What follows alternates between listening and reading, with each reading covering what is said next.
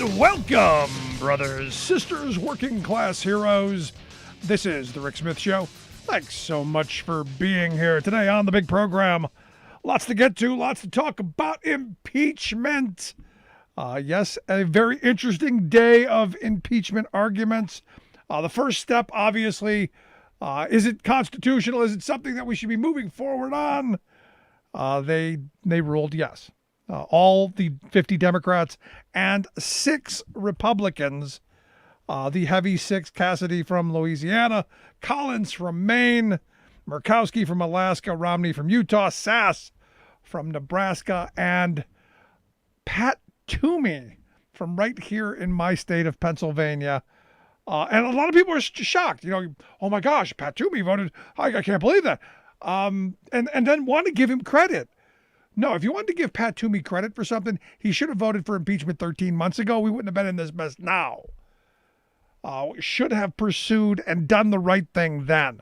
Not when you've decided I'm not running for re-election and I'm heading out the door in a year and a half. Do you get any bonus points? No bonus points for you. Now, will all 6 of these vote for impeachment? Hope so. That'd be nice. And if they could bring 11 of their friends along, that'd be even better. Do I expect 11 of their friends to come along? No. Now, look, Jamie Raskin's the lead impeachment manager, and the rest of their team claim tomorrow going to be a big day. New evidence. There will be new evidence that Trump did, in fact, incite a riot, and some evidence about what he was doing. Now, it's interesting. There are 2 very polar opposite accounts of what happened in the aftermath of all of the people leaving to go storm the Capitol. And what did Donald Trump do? If you remember during his spiel, he said he was going too. In fact, I remember going, "Are you walking with them?" I'm curious. And then where did he go? What did he do? Now, initial reports were he was gleeful. He was watching it on the big screen, thrilled that people were fighting for him. His loyalists were out there fighting for him, fighting to stop the steal, fighting to overturn, that electoral vote that was going to happen. And as we talked about yesterday, this to me is this is one of the most important moments in the history of our country, because the hallmark of this nation has always been the bloodless, peaceful transfer of power. That is now broken. The fact that we had January 6th happen, that's a major stain on the history of this country, and it has to be righted. So when I look at the arguments today, and there were good arguments on one side. I'm not going to say there were good people on both sides. Clearly, if you watch the arguments, there were not. In fact, Trump's lawyers, a lot of people are questioning if it would have been better to go with someone like Rudy Giuliani and Sidney Powell. Maybe bring out the Three Stooges, maybe Dewey, Cheatham, and Howe. Maybe my cousin Vinny would have done a much better job than the 2 that Donald sent out there. And it was one of these things, as I'm watching it, I'm going, if I put myself in that position, what do you got to work with? You've got Donald Trump. You've got a guilty client. So, as most of my lawyer friends remind me, it's that old adage, if the facts are on your side, you argue the facts. If the facts aren't on your side, you argue procedure.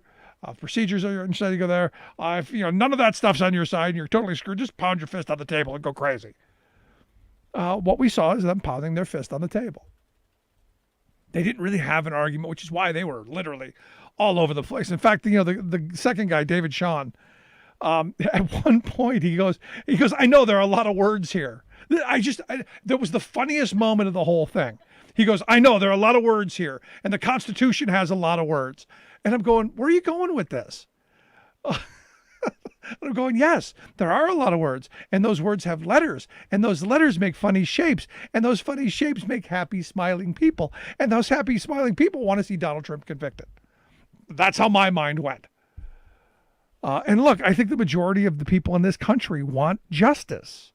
They want accountability. They want someone held responsible. In fact, the most recent CBS YouGov poll out says, hey, what should the Senate do? 56% say convict. 44% don't convict. Of Republicans, they asked the question, is it important for the party to be loyal to Donald Trump? And not surprisingly, 46% said yes, very important. 27% said somewhat important. Only 15% not too important, and only 12% said not important at all. And this is where I think Democrats, liberals differ from Republicans and conservatives. If Barack Obama had gone out onto the mall and called for a storming of the Capitol and off with their heads, I don't think you would see the same numbers. Now, are there people who would absolutely, no matter what he does, be on that side? Yeah, but I think the numbers would be much, much greater for accountability. And for me, that's what this is about. It is that simple. I do find it interesting that CBS YouGov did ask the question if Trump should form his own party.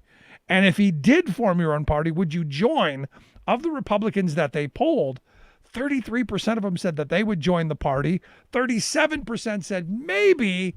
And only 30% said, no, I'm loyal to the Republican Party, which I got to tell you is why you're seeing the Republicans doing what they're doing. Because ultimately, while only 6 today stepped forward and said, yeah, we need to move on with this, I don't know. You're not getting the 17 to convict, even though I do believe virtually all of them, with the exception of Hawley and Cruz and maybe even Rubio. Maybe I even throw Rubio into this.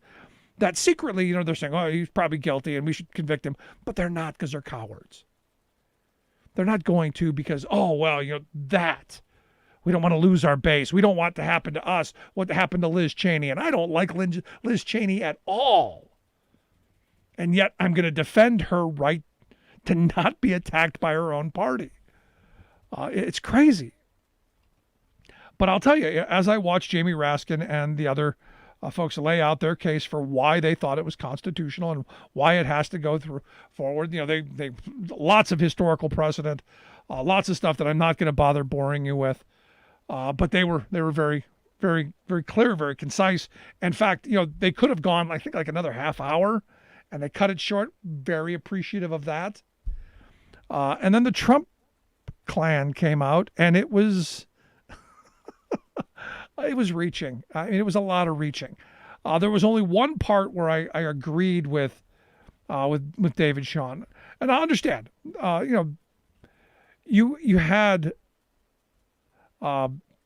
Castor going in this the Ben Franklin route.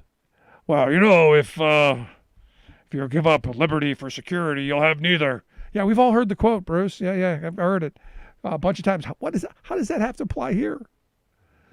And it was a lot of that, a lot of reaching for reading the 14th Amendment and, trying to get us to go, oh, well, he's out of office, so now it's too late. Now it can't be. And look, this is one of those moments where a lot of this is Mitch McConnell, too.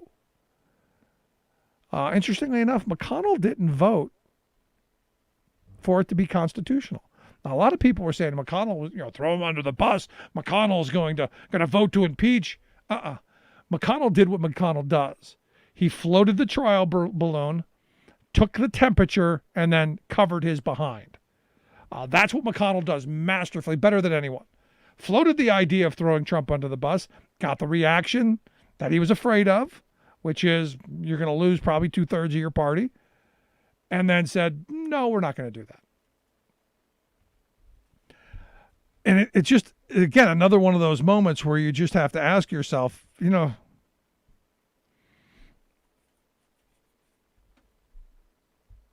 are these people spying? It's one thing. It's one thing to take the political temperature of the country.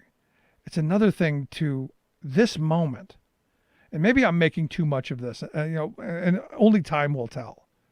This moment is something that will be studied for generations. This, you know, one of the defense people said, this impeachment, he said, is the second, could be the second worst event to ever happen in our country.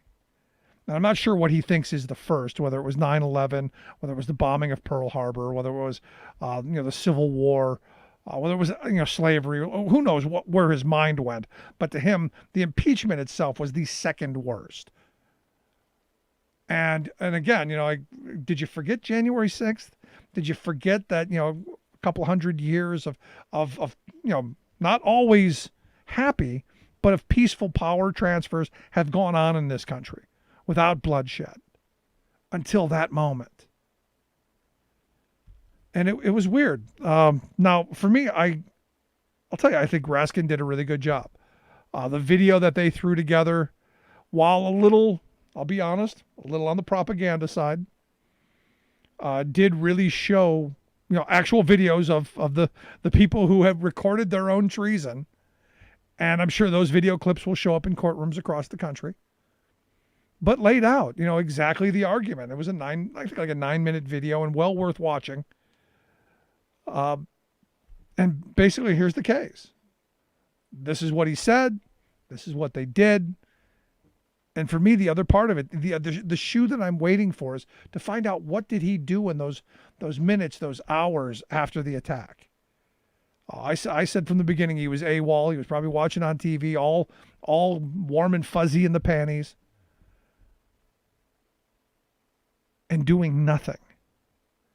Now, I find it interesting that Raskin did cite a ton of conservative legal scholars, people like the Federalist Society guy, Stephen Calabrese, who, if you remember, Calabrese was the guy on January 6th, was one of the first people to come out and say he's got to be impeached. This cannot happen. This has to be responded to. And, like I said, Raskin went through, what the framers' discussion of impeachment was, and he had this great image where, you have all 4 years of the presidency and you can be impeached, in every month of all those years, except the last one, which is the weird part of the conservative argument. Well, he was leaving. He was going to be out of office anyway. There's no point now. The framers, they didn't have a problem with that. No, I have a problem with that.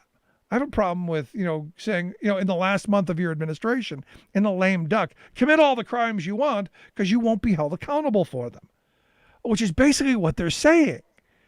And it is weird. Completely, totally bizarre. Now, one of the things I picked up on from the Trump's defense is they were trying to make this be about, this is about anger. This is about, a snap, a rush to judgment. In fact, he kept saying snap impeachment, snap decisions.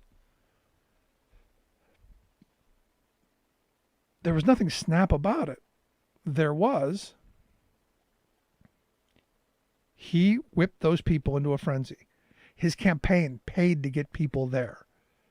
If you checked out social media in the days leading up to it, you knew why people were going there.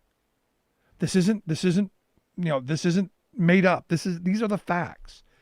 And we have the benefit of all of those people in their social media accounts, that they were more than happy. And to be honest, they felt entitled to put themselves in that moment of history and being on the wrong side of history. And fortunately, as I said yesterday, thank goodness for the researcher who saved all of those Parler posts so that, in 100 years from now, someone will archive them and they will be remembered forever. Our great-great-grandchildren will be able to look back and see which of our neighbors were the traitors and the treasonous few. Congratulations. And for me, right now, it's about holding those people accountable. Now, I'll be honest, the defense did make one argument that I agree with. Look, I'm never the guy who totally agrees or totally disagrees with anything. And there is one part that I do have a problem with. And that is the fact that you've got Patrick Leahy sitting as a judge, while also simultaneously being a juror who has already said that you need to vote to convict. I have a problem with that. And this is where our system, and this is why, we're just in this weird legal moment, but our system isn't built for this. And I kind of agree with them. There should be an impartial third person, someone who's not going to vote, someone who's not part of the jury. That's not our system. And I struggle with that, struggle with it mightily. But I fall back on the reality of they're never going to convict him. The Republicans are going to cower. They are going to fall into line because the moneyed interests want them to. And there's nothing forward. And I'll be honest. The argument that they made that this was just retribution against Trump so that they won't have to run against him in the future, that's not what was really running this for me. Is it a bonus that if he's convicted that they can then vote to not allow him to run in the future? Yeah, that's a bonus. But for me, it's about that last month. It's about the next president. It's about Joe Biden. It's about who's next. Who's next after that? Are we now saying, by not holding them accountable, that in your last couple of months, because we're not going to have time to impeach you, in your last couple of months, do whatever you want, all the criminal behavior you absolutely want, because, well, you can't be held accountable. It's bizarre. And the argument that, well, he's no longer in office. Well, he's no longer in office because Mitch McConnell sent all the Senate home until the inauguration. So they couldn't have moved on doing this. They couldn't have moved sooner. Because I said that the morning that it happened, that next morning, when they certified Biden as the winner, that next morning, right when they were done, 4 a.m., boom, Biden's president, 4:01, boom, here's articles of impeachment. By noon, we pass it, we impeach him, we get it over to the Senate on the 8th. We didn't do that. And McConnell wasn't going to let it happen. That's why it's up to us. And we've got to call our senators early, often, and demand that they actually vote to convict. That's where I'm at right now. I'd love to hear your thoughts, though. You can email me, rick@thericksmithshow.com. Going to take a quick break. When we come back, our good friend Richard Ojeda is going to be here to share some thoughts. Stick around. There's nothing more American than workers standing up, and the union gives a voice to win. On the Rick Smith Show. I'm Rick Smith, and this is Labor History in 2. On this day in labor history, the year was 1937. That was the day Sheriff Theodore Middleton and his deputies in Harlan County shot into the house of UMWA organizer Marshall Music, killing his 15-year-old son Bennett. Music organized for the UMWA's District 19. He traveled all over Harlan County. As a district organizer, he was beaten, arrested, and evicted from company housing repeatedly. Some of the mines were organized in Harlan County, but barely. Many coal operators controlled area sheriff's departments and restricted the daily life of miners and their union representatives. Organizing drives started in January of 1937. Union men faced extreme physical violence. Organizers were tear gassed in early January. Their cars were dynamited later that month. Music and his wife were shot at and warned repeatedly to leave town. Another organizer had his door busted down by deputies and his house ransacked. Music finally agreed to leave town to keep his family safe. But on this day, upon arriving in Pineville, he learned his son had been killed in a firestorm of bullets shot into his house. On March 22nd, the La Follette Committee on Civil Liberties opened hearings into Bloody Harlan. It lasted for 6 weeks. The Justice Department indicted 69 Harlan County coal operators and law officers for criminal conspiracy in violation of the Wagner Act. Meanwhile, the new National Labor Relations Board answered the UMWA charges and found in the union's favor. The board issued a cease and desist order against interference with union activity and ordered the reinstatement of 60 coal miners. As a result, union membership soared to 9,000. The UMWA would continue for decades to fight to keep Harlan County organized.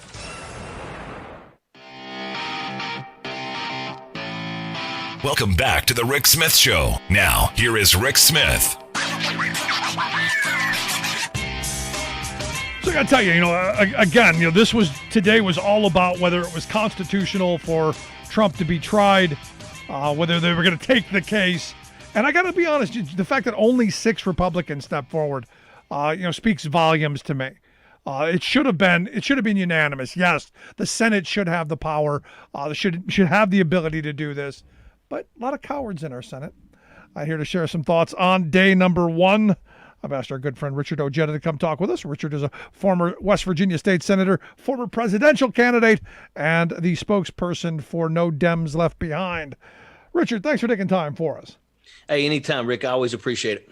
So let's start right in with the main argument. He's no longer president, Richard.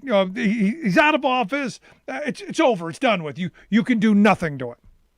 Well, that's the thing. I mean, the argument that they have basically says that if you rob the bank and as long as you make it out of the bank, then you're good to go. You're free and clear. And that's what they're pushing. And, 56 people said that this trial is constitutional.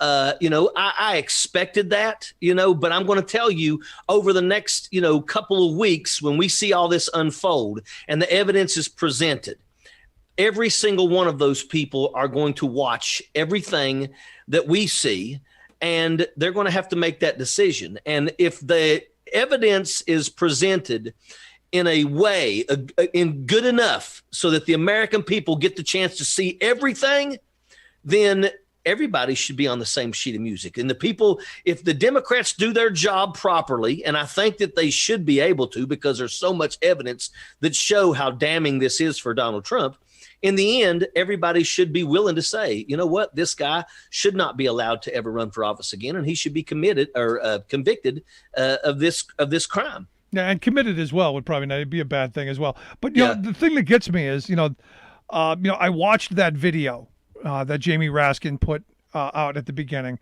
and while it is a little bit of propaganda-ish, it's still very damning. I mean, his words juxtaposed on people's actions, and then their words of, I got to be honest, it was extremely powerful and extremely damning. Yeah, and you listen to people looking at the police saying, he sent us, we're here for Trump. I mean, basically what he did was he aimed a cannon at our nation's capital and he fired it. And that's exactly what he did. And it's plain to see those people went there and they absolutely went there for Donald Trump. It's like you had the folks with the Blue Lives Matter flags.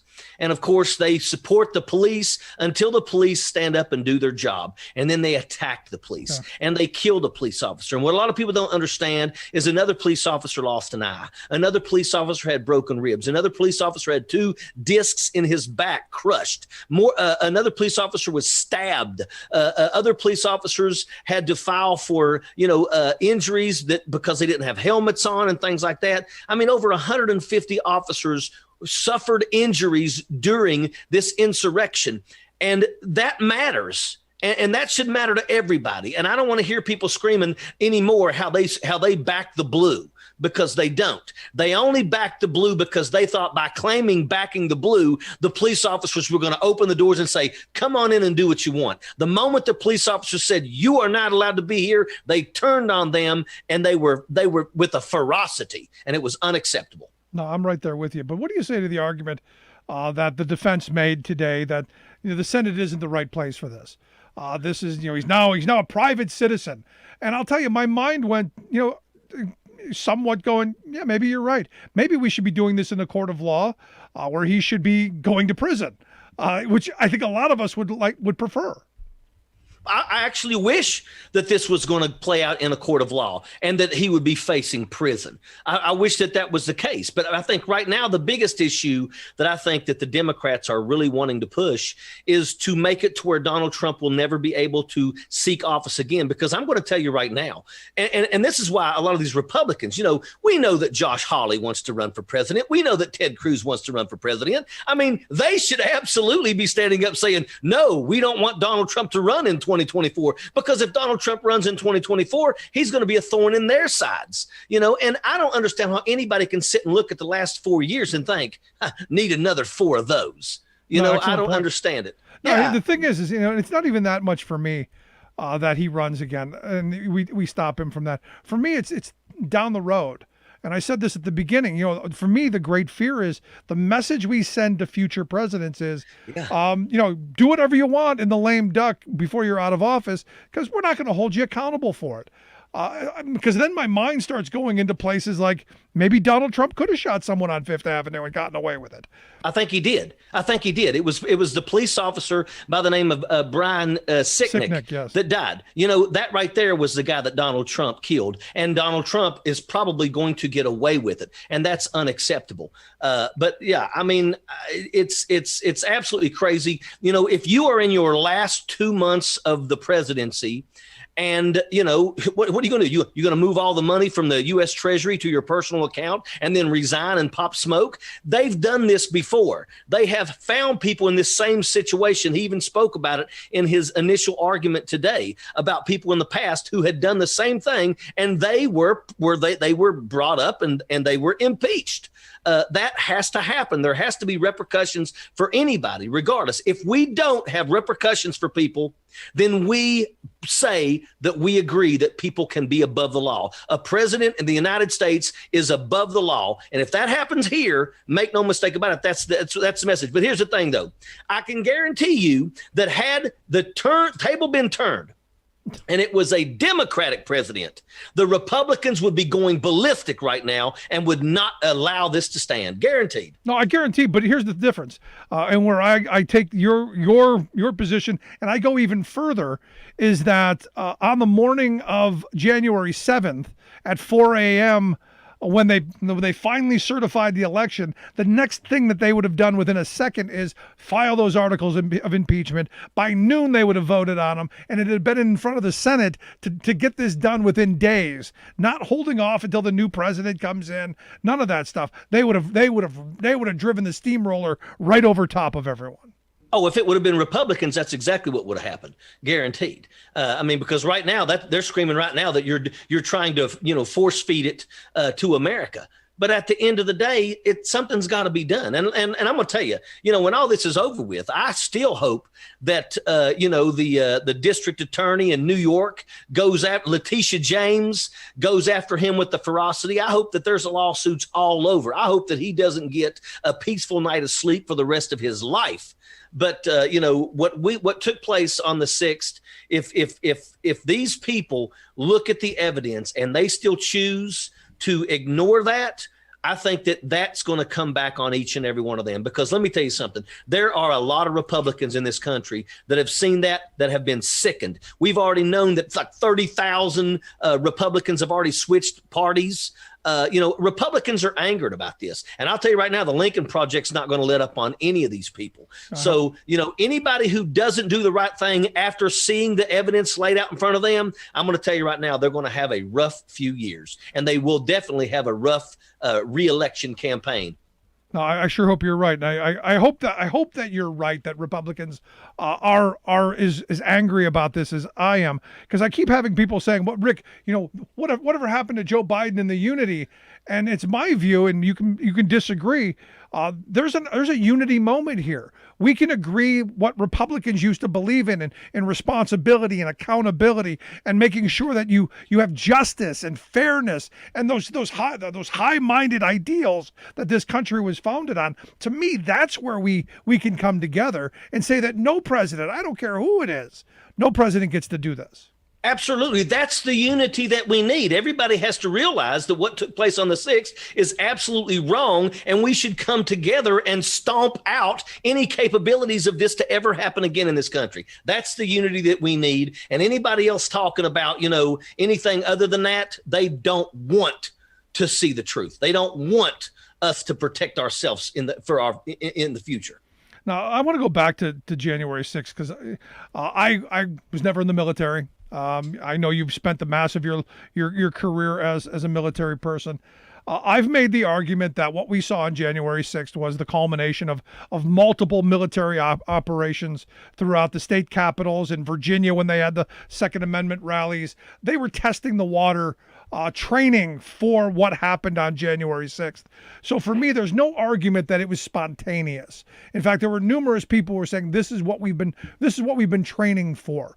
Am I anywhere near close to reality here? Yes, you are. You are. I'm telling you right now, there are people that have been training. There was a video, and you'll notice when everybody was crowded in front of the Capitol, I saw a video that had a group of people they had their hands on the shoulder of the man in front of them, and they were decked out in combat gear, and they were moving through the crowd. And all I could think of was they were getting ready to go stack on doors and friggin' clear rooms.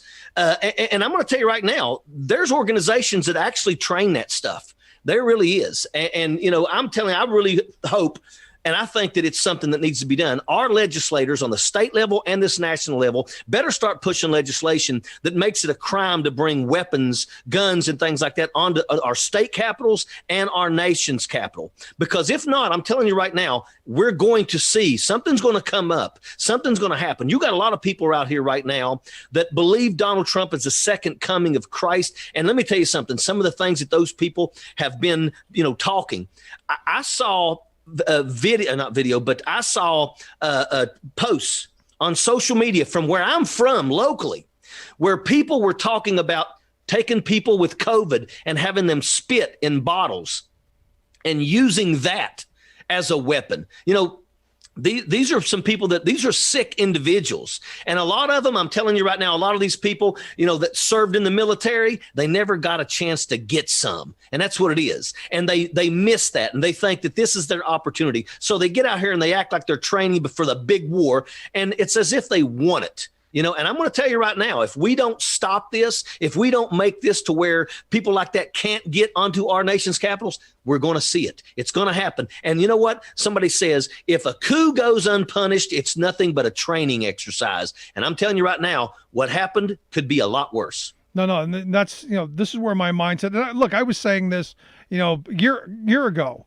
When the thing that happened in Virginia with the Second Amendment rally they had there, I said, this isn't a rally. This is a trained exercise. This is a show of force. This is them telling us that they're organized, they're heavily armed, and that they have a common mission. And we find out now from the FBI that there were munitions stashed around the Capitol. There were pipe bombs. There were Molotov cocktails, tactical gear all over the place. This was a well-planned, well-orchestrated, well-pulled-off operation. The only thing that failed is they didn't get to the representatives and the senators like they wanted to. Absolutely. And had they gotten to them, I'm telling you right now, a lot of people were running around there. They didn't know what the hell they were doing. But I'm going to tell you, there were some people in that crowd that if they would have got their hands on AOC, Maxine Waters, if they'd have got their hands on Vice President Pence, we could sit here and we can name 20 different people that if they would have got their hands on, they would have assassinated them right there on the House floor. That's an absolute fact. And I'm telling you, it's only a matter of time. We've got to crush this. We've got to stop it right now. I'm sick and tired of these wannabe militia folks. That's why we got the National Guard. I'm sick and tired of allowing these people to get out here and do what the hell they want to do and cause a hazard to other people. I saw something the other day, and it talked about the Jews, and it talked about how before the Nazis beat the hell out of the Jews, the neighbors beat the hell out of the Jews because it was basically put in their mind that everything that they had in terms of wrong in their lives was because of those Jewish people. And I'm telling you right now, Donald Trump has used that with Democrats. You hear Republicans speaking about Democrats with pure hatred, not about fellow Americans who just have a different party. Donald Trump did that. Donald Trump made America hate again. And I'm telling you, if we don't stop this man, it's going to come back on us later on down the road, and it's going to be a lot worse. No, I'm right there with you. But, the thing is, and I've talked about this for a couple of years. I mean, you go back to the Bush years, they were talking about these white militia groups coming up. You remember during the Obama years, Janet Napolitano got just skewered over the fact that she said, Al-Qaeda is not as big a concern as these militia groups. Yeah. And we now see how organized they are. And people are like, no, well, they've gone back in their holes. And I'm like, no, don't be comforted in that. They're going back in their holes and they're planning for what's next and what's going to be worse. And they are, and I'm telling you, they have the capability and they have the weapons. I mean, if they ever do, this could be so much worse. And I'm telling you, some of these people know what they're talking about. Some of these people have the training. We know that there's people that are prior military that, actually served in the types of units that know how to do that stuff. And they've been training a lot of these people to do that stuff. And it's scary and it could happen. Scary times. Last question I've got for you. There's talk of new evidence tomorrow. Supposedly this new evidence is going to be groundbreaking. It's my guess that it's the hours after, as this is going on, what Trump was doing. Because like I said earlier, initial reports were he was gleeful that it was going on. The defense is saying, no, he was distraught.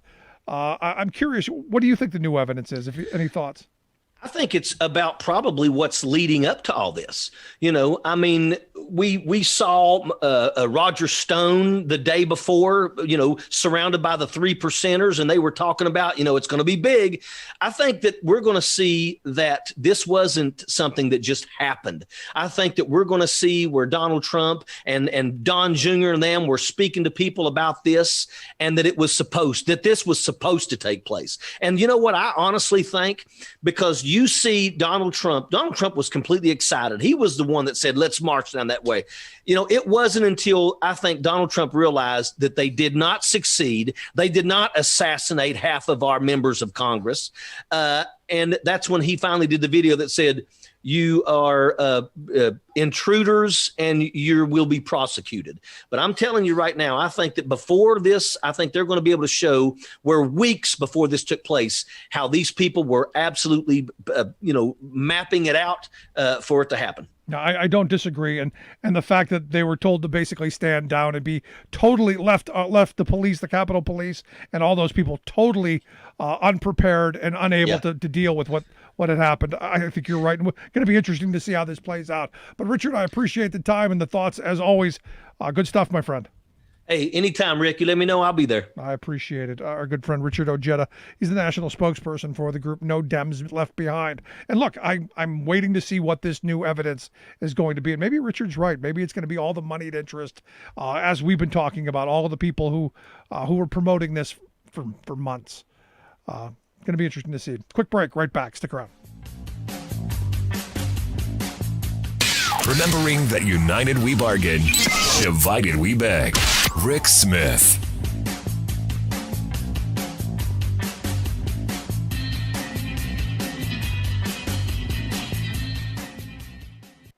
I'm Rick Smith, and this is Labor History in 2.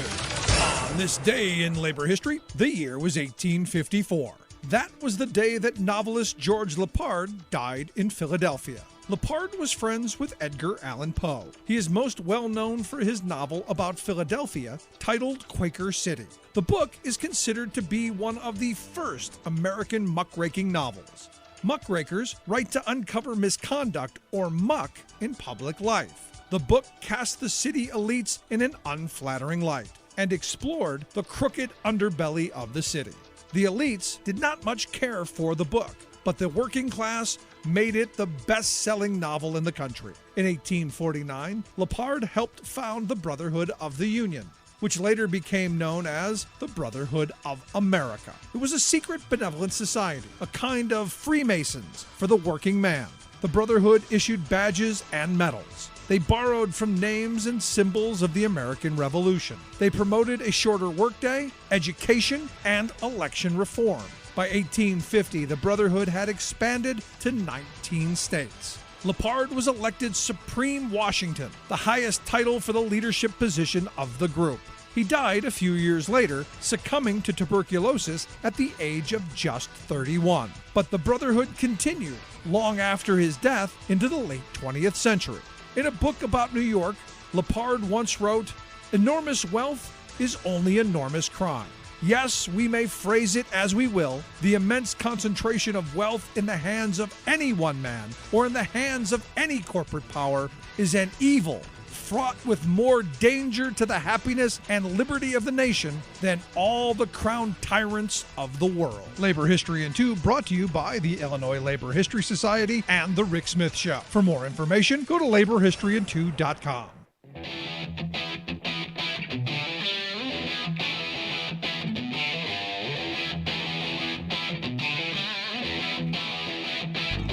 Welcome back to the Rick Smith Show. Now, here is Rick Smith. So I got to tell you, I spent Sunday, I took Sunday off, like I think a lot of people. We did our Think Spot, question and answer session right in the middle of the Super Bowl. I came out, I did quick 30 minutes, got back to the game. The one thing that I loved about the game is that there were a couple of really great commercials. The WeatherTech one for me was the number one commercial because they're going, we don't have to bring jobs back. We don't have to, do all these things because we've been already doing it. And I go, that's fantastic. This idea that we're going to reshore jobs, we're going to make sure things are made here. That's a great message. I also like the GM ad as well. Sending Will Ferrell all over the place. And here to share some thoughts on, let's start with the Super Bowl ads and then move our way on into more serious stuff. I asked our good friend Scott Paul to come talk with us. Scott's the president of the Alliance for American Manufacturing. AmericanManufacturing.org is their website. Scott, thanks for taking time for us. Hey, you bet, Rick. Always great to be with you. Good to do some Tuesday night quarterbacking on those ads. Yeah. I could care less about the game, to be honest with you. It was okay, but those ads grabbed me. I'm like, yeah, about damn time.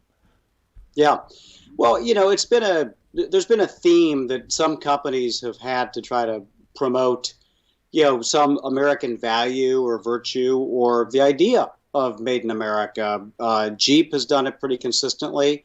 WeatherTech, which most people probably don't think about until they need a custom-made floor mat for their car. By the way, I'm not a paid endorser for them, but I do have their products, and they are awesome. There's nothing like having a perfectly fitting kind of like all-weather mat anywhere in your vehicle, in any vehicle. It's pretty cool. But their employees love their company, and that was clear. And they made the point that they don't need to reshore jobs because they've been here all along, and they use 100% American raw materials, and it's a cool story to present to the tens of millions of people that are watching at that time. Yeah, immediately made me go, maybe I could get a couple for my car.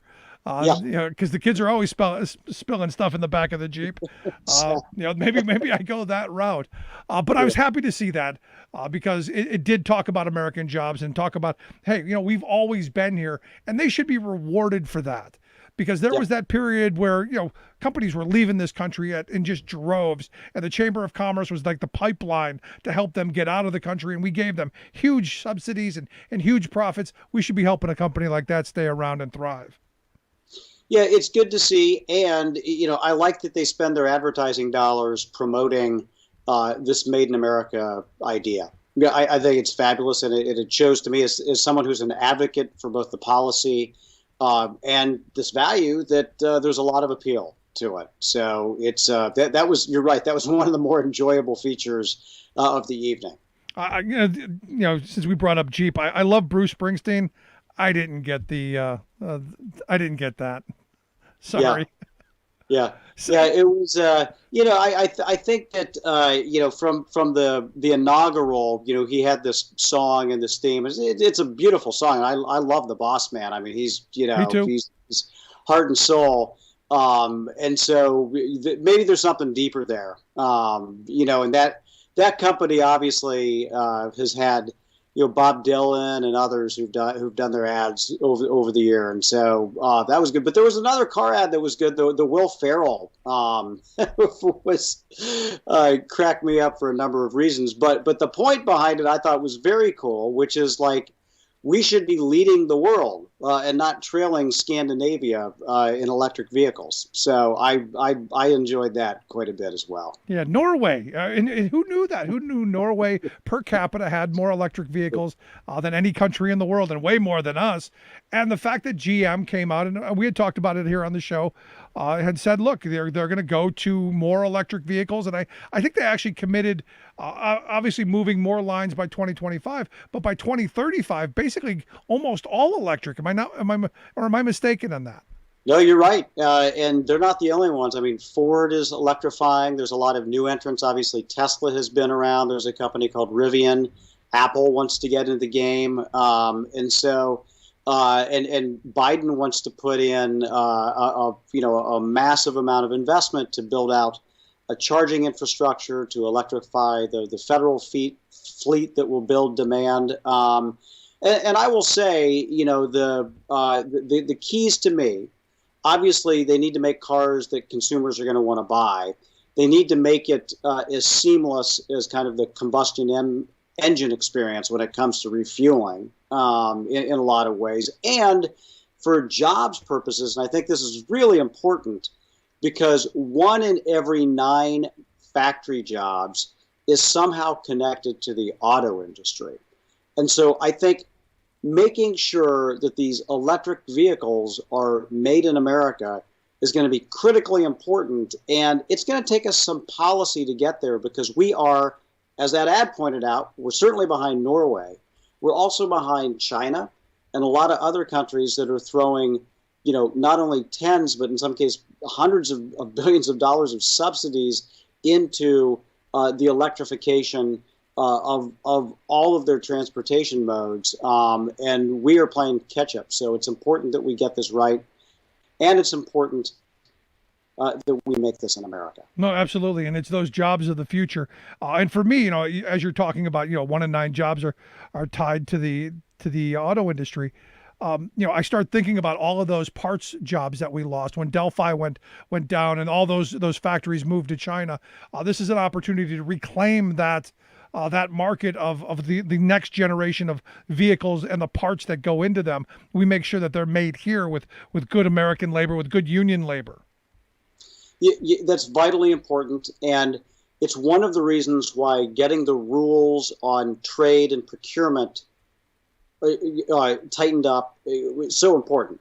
Because from a trade perspective, you want to make sure that if you're getting tariff-free access to the American market, and that's from Mexico and Canada, that there's high labor value content that is well paid, and that a lot of the value is coming from the United States of America. And so the USMCA, the revised NAFTA agreement, I think did some of that. I think it's a good start. A lot of it's going to depend on how it's enforced. I think that needs to serve as a base, as a floor for trade agreements moving forward in terms of how we do this. And again, I think that in part because the battery for electric vehicles is such a big cost center, and we're far behind in battery development in the United States, that it's important that we have a program specifically to get those batteries made in the U.S. because they're a high-value component.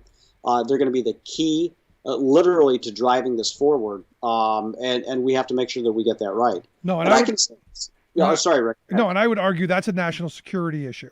Yeah, because and I think you hit on that. To me, that's like oil. That's like gas.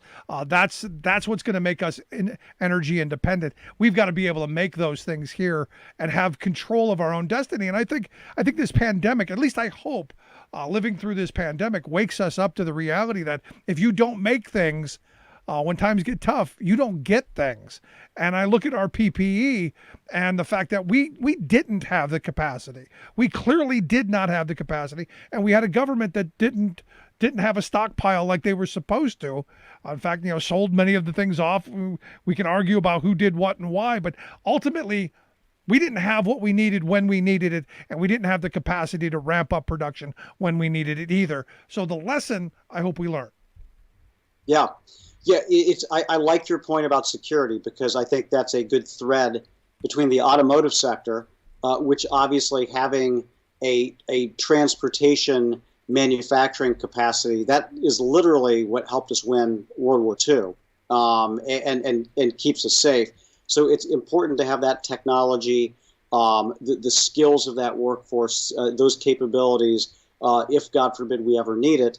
And with respect to PPE, we don't want to depend on boatloads of potentially counterfeit masks coming from China to protect it. It's absurd, but that was the position that we were in for the vast majority of last year.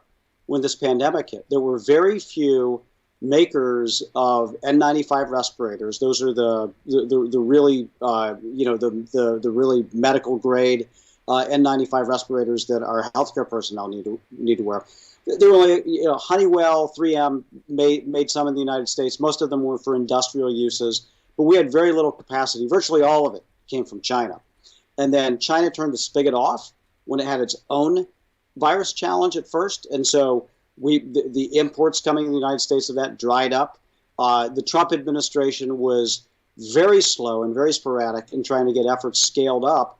And they ran into this bottleneck of how we distribute healthcare goods in the United States. There are the things called group purchasing organizations that buy all this stuff and then resell it to hospitals and other institutions. And these guys, these GPOs, they're like Walmart. They want the cheapest input, which means imports, and they like to make big margins. And so it was hard for American firms to break in. And believe it, I've talked to a number of them who tried, and it took a while to get the certifications they need from the FDA and from the National Institute of Occupational Safety and Health, NIOSH. And there was some money available, but I'm encouraged by what I hear from the Biden administration about wanting to scale this up rapidly and to make sure that there is some demand there in the future so that we can have more competition, more domestic competition in this space, so that we make sure our healthcare workers get the masks that they need and that they don't have to reuse them a bunch of times, because they're really not supposed to do that, but that's what they've been forced to do, and that we can replenish the stockpile, and that we can also help aid developing countries as well, rather than being a donor nation ourselves. And if we have that capacity, we'll be able to do that. But again, it's going to take smart public policy on the part of the Biden administration. We're starting from we've dug ourselves a big hole here to get out of. But I'm hopeful that in the months ahead, we'll see some dramatic improvement. No, I'm right there with you. But ultimately, I keep coming back to the moment that we're living in. And it's something that I've been talking about for a very long time, the concept of domestic production for domestic consumption. We should be making the things that we need, in good times, because we're going to need them in what would be bad times. And I think the masks and all of the gowns and all the things that, as you pointed out, they were getting at cheap prices and making huge markups up so the Wall Street folks could put money in their pocket, left us vulnerable. And I think we could look at that for every product and everything that we need, going through the electrical vehicles, going through the changeover of how we fuel them, all the gas stations of the future, all of those things are going to have to be retooled and redone. Those jobs should be right here.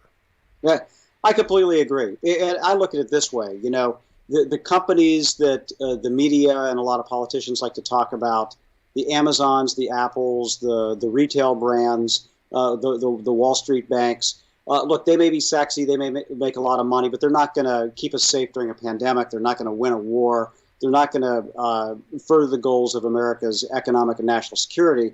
And it's kind of the boring old manufacturing, the making things that will do that. We're not going to win a war by flipping Big Macs. We're going to win it by getting the fundamentals right and having the capacity to make those critically needed goods, whether they're literally the hard goods for our military or things that keep us safe from biohazards and infectious diseases like COVID-19. So I do think in the early steps with Biden and the Defense Production Act, some of his Buy American executive orders, and the focus that the White House seems to have on examining supply chains, that they get it. I really do think that they get it. And I think this is one area where there's going to be a bipartisan group of members of Congress who are going to try to work with the administration and move them forward on this as well. No, and again, the Defense Production Act thing, I can't believe it wasn't something that Trump had done, last year. There's a lot of things that, you go, I don't know why we weren't doing these things a year ago, why we weren't moving in this direction, ramping up production. When you see, stories of nurses having to wear Glad garbage bags in the hospitals, you know you got a problem. It's time to get seriously invested in it. And I don't know that we did it fast enough. Now, look, I'll give credit where credit is due. I guess that we did ramp up production on ventilators, right? We got some of those. It shows that we can do something. And for me, the message out of this is when we put our mind to it, we can do it. So let's put our mind to doing this. Right.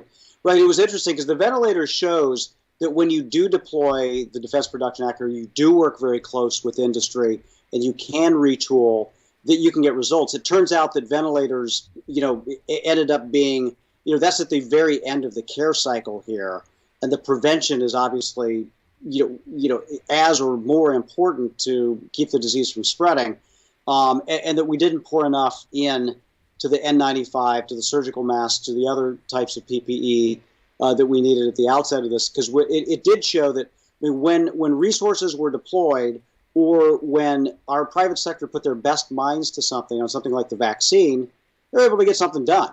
And we just didn't do that fast enough on N95s. And so I'm hopeful that we can do this, particularly with these more infectious variants that seem to be gaining a foothold in the United States. We're not going to be able to let down our guard, even as more and more people get vaccinated. This disease will find its way into more of the public unless we all take steps. And so it's important, first of all, to keep our frontline healthcare workers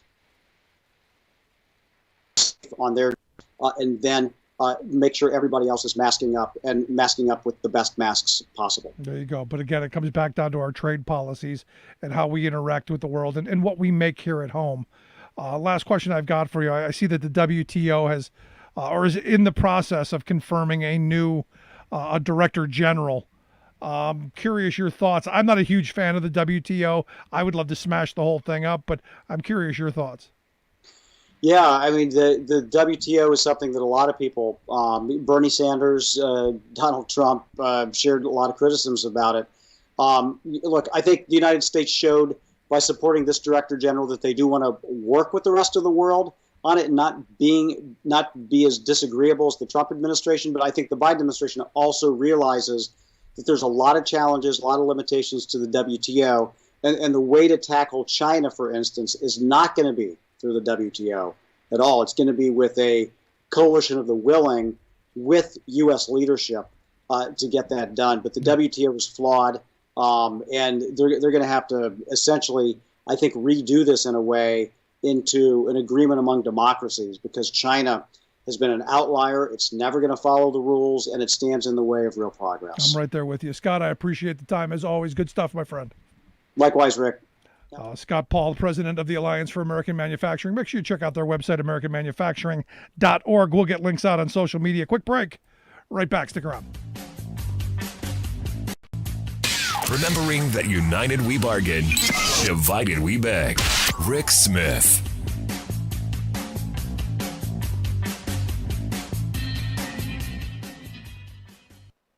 I'm Rick Smith, and this is Labor History in 2. On this day in labor history, the year was 2000. Members of the Society of Professional Engineering Employees in Aerospace, or SPEA, went on strike against Boeing. Boeing is the leading producer of commercial airplanes in the world. In 2000, their headquarters were based in Seattle, Washington. But since then, they have moved their headquarters to Chicago, Illinois. The Seattle walkout is considered perhaps the largest white-collar strike in U.S. labor history. The strike caught most people by surprise. It was not expected that the engineers and technical workers of Boeing would actually go on strike. SPEA had never called a strike in its more than 50-year history. Yet, when their contract negotiations did not meet the expectations of their members with regard to bonuses and health care coverage, the 17,000 workers walked off the job. The picketers embraced the uniqueness of engineers going on strike. The striking engineers picketed with signs that read, "No nerds, no birds." To ward off the chilly Seattle weather, they gathered around burn barrels. But the EPA ruled the barrels did not meet emissions standards. Undeterred, one of the strike leaders used his engineering skills to design a special barrel. Its smoke stove pipe stood up to EPA standards. The barrel has been used at many other strikes since. After 40 days, the strikers won almost all of their demands. AFL-CIO President Richard Trumka declared, I've got to tell you, brothers and sisters, you've earned the admiration, the respect, and the appreciation of the entire labor movement from all 40 million of us. The ingenuity of the engineers demonstrated that labor solidarity was not only something for blue-collar workers. Labor History in 2 brought to you by the Illinois Labor History Society and The Rick Smith Show. For more information, go to laborhistoryin2.com, like us on Facebook, and follow us on the Twitters at laborhistoryin2. What is it about billionaires and multimillionaires that make them both self-entitled and clueless about the impacts of their greed? Even when they occasionally make a stab at doing something right, they tend to get it all wrong. For example, while major corporations rushed out PR campaigns at the start of today's devastating pandemic, loudly proclaiming all in this together solidarity with their workers, shh. Most have quietly and quickly resumed their pre-pandemic policy of widely separating their rich fortunes from the well-being of their workforce. Take supermarket giant Kroger. Last March, as the pandemic spread across America, Kroger honchos publicly hailed grocery workers for staying on the job despite the health hazard. They ran national TV ads announcing a $2 pay hike for employees, calling it a hero's bonus. But only 6 weeks later, the honchos killed the bonus pay, even as the virus spread. Well, you might think the economy was collapsing, so maybe the bosses had to scrimp. Hardly. Grocery sales and profits have boomed in the pandemic, and, as the investigative newsletter Popular Information now reports, Kroger's profits have zoomed up by $1.2 billion since the disease surged last year. Where did that bonanza go? To fat cat executives and shareholders. Last September, Kroger spent $1 billion on a stock buyback program, a corporate manipulation scheme that artificially jacks up stock prices, thus enriching the already rich handful of investors and executives who own most of the stock. One example, Kroger CEO Rodney McMullen's latest annual paycheck was $21,129,648. This is Jim Hightower saying, and yet those on top of America's financial heap wonder why working families spell boss backwards. Double S-O-B. Hightower's commentaries are brought to you by the Hightower Lowdown, the monthly newsletter with Hightower's take on what Wall Street and Washington are up to. For information, visit hightowerlowdown.org. Welcome back to the Rick Smith Show. Now, here is Rick Smith.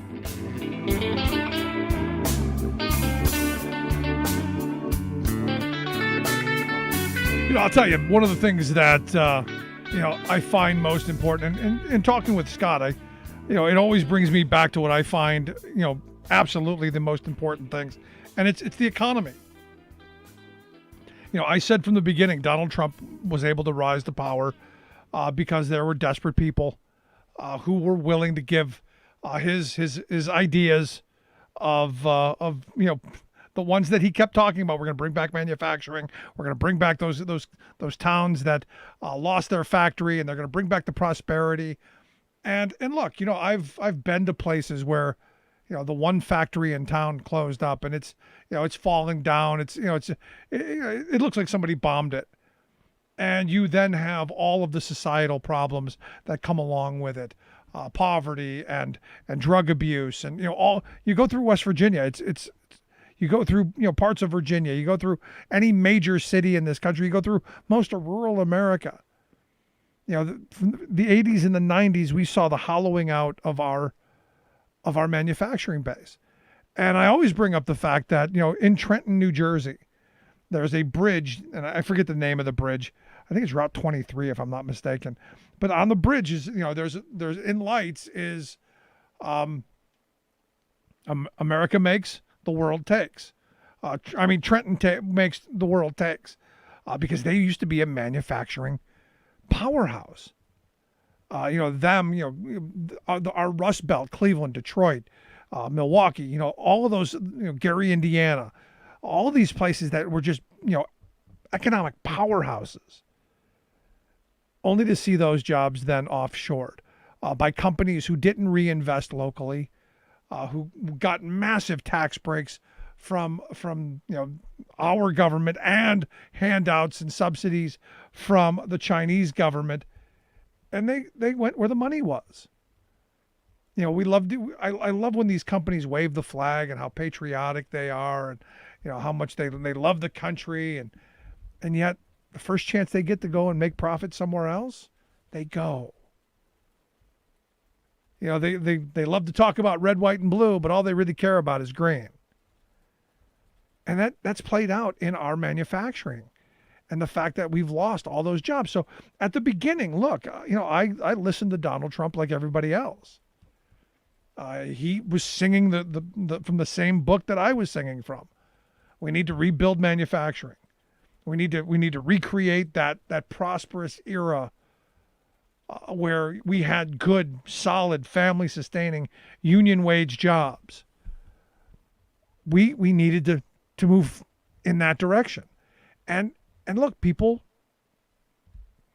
on the right listened, and they, on some level, believed he was their savior. Now, are there a bunch of crazy people who, you know, who listened to the dog whistle and were the racist and all the other things? Absolutely, yes. All of the whole basket, the whole bushel, the whole truckload of deplorables. Absolutely, I'm related to a lot of them. And I called his victory back in April of 2016 because my family registered to vote for the first time in their lives, a lot of them, to vote for this guy.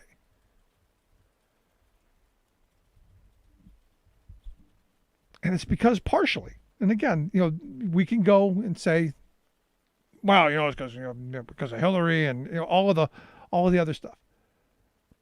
But the people who were movable, and I would argue the people who were moved in this last election, were the people who bought the economic message.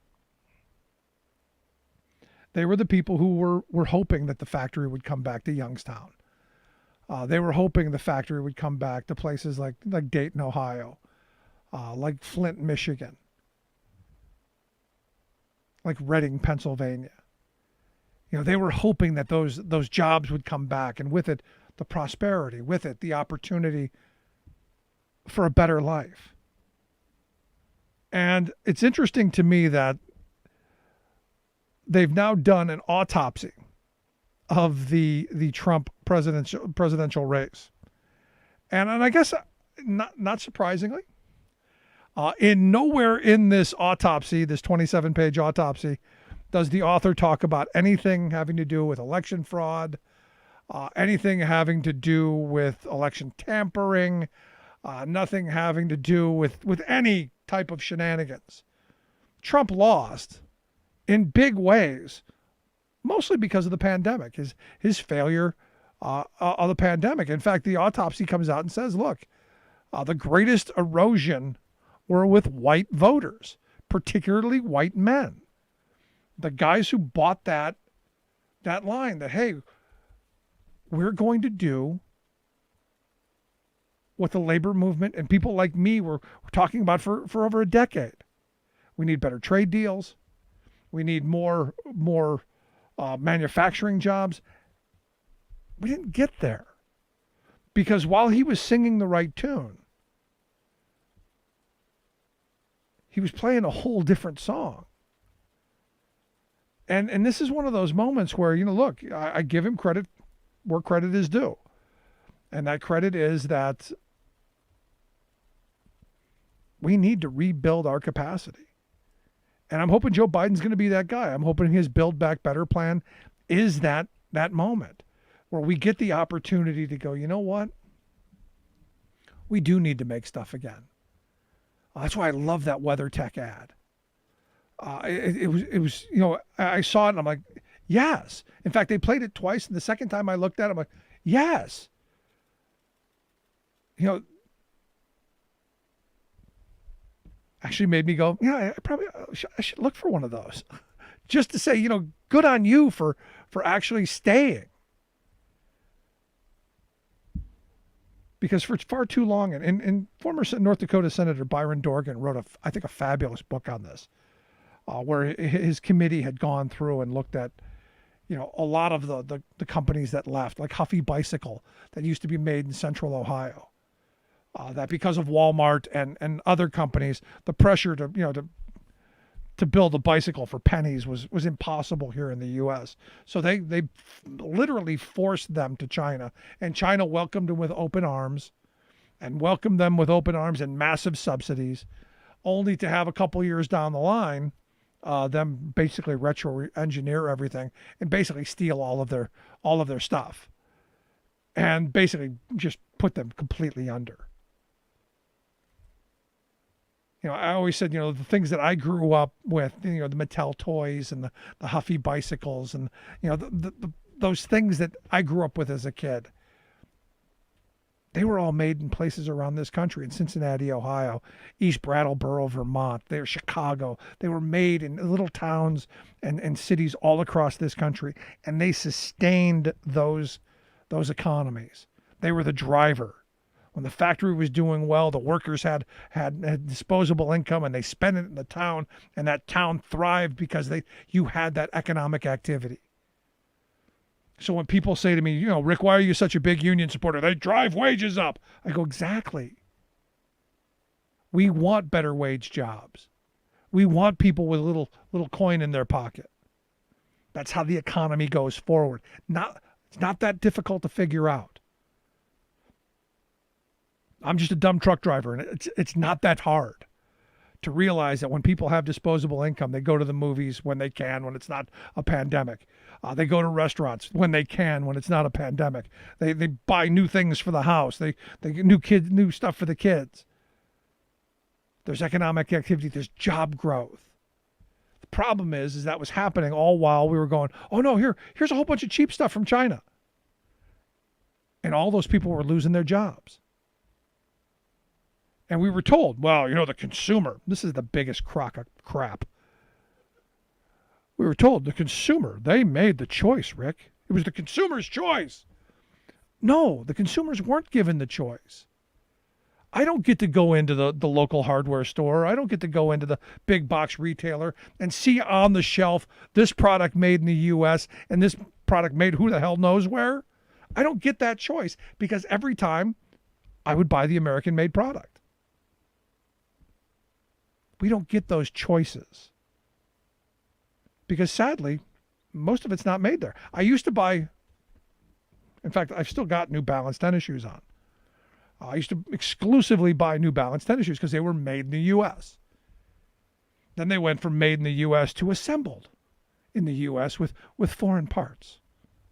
It's a damn tennis shoe. What kind of parts are you putting into my tennis shoes? To where now, good luck finding an American-made pair of shoes.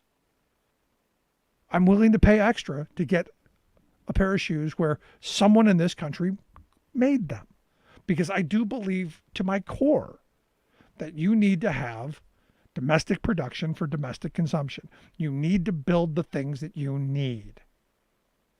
And this pandemic has really highlighted, as I've been saying, has highlighted the fact that we have walked away from manufacturing and from manufacturing workers. Because understand what manufacturing workers were to this country.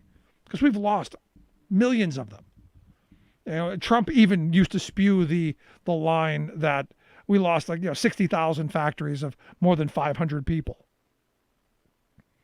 That's an enormous number. And those 60,000 factories of more than 500 workers at each one, those people with their hands created things. We've had a massive brain drain of people who can take a chunk of something, wood, metal, whatever, and turn it into some product to add the value to it and to create something new. The tinkerers. I have a friend who's a former congressman. He used to work for a suit company. I always forget their name. Hartmark Schaffner or something like Schaff. They were really expensive American-made suits. They've since been bought up by a foreign company just for the name. But he said, back when he was younger, there was a guy who was a tinkerer. And in his garage, he figured out how to use one of the sewing machines that he bought from the company that they were doing away with. He figured out how to make that machine actually do the first set of placements for computer chips. He was fiddling around with it, and he goes, in his garage, figured this out. This was a guy who worked around the machines, knew how to fix the machines, knew how to augment them. He knew how to do all kinds of stuff. We don't have that. What we got now? We can code. We can type things on the computer. And not that I'm saying that there's anything wrong with typing on the computer. I do it a lot. We've lost the brain capacity to build the next generation of things. And it's the fact that we've lost that manufacturing base. You've lost all those people. You've lost those craftsmen. People who spent their lifetime figuring out how to learn this craft, only to have it, shipped off into places like China. And I could spend hours on the stories that people have shared with me over the years of the indignity of having to box up their crate or crate up their machines or their computers or their office spaces and then ship them over to China and eventually have to teach their replacement how to use those things. Or they wouldn't get their severance, or they wouldn't get what little crumbs were left for them. I think we have to go back and we have to remember how we got into this mess. Because we were the most powerful manufacturing economy in the history of civilization. And it's not that we lost it, it's that we gave it away because we had a billionaire class that wanted more. And what was the message? The message was, we can't compete with them because American labor, that union labor is too high. And you go, no, we can't compete on the poverty wages and the deplorable conditions that you want people to toil under so that you can profit more. That's what we can't do. And the hope is a lot of that stuff that we grew up being shoveled in the 80s, like tax cuts for rich people, are good for us, and that it'll eventually trickle down on us, and we'll all benefit because the benevolent corporation and the benevolent rich people. I think we're starting to finally wake up to the reality that's all bunk. And that we do need to go back to good old-fashioned building stuff. We need people who know how to work with their hands. And yes, a college degree is great. But get me a skilled craftsman any day. Get me somebody who went through a VOTEC program, who can fix stuff, who can build stuff. Give me that person. I don't care about your art history. I don't care about your women's studies. I don't care about any of that stuff. Give me somebody who can fix my plumbing. We need more of those people. We need more people who can work in factories and tinker again. Maybe that's how we move the country forward. And like I said, I'm hoping this is where Joe Biden picks up the mantle and we move forward on the Build Back Better plan. I'd love to hear your thoughts. You can email me, rick@thericksmithshow.com. Gonna take a quick break. Right back after this. Stick around.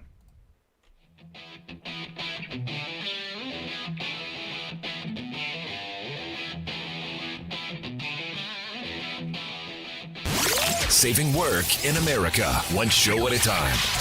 The Rick Smith Show.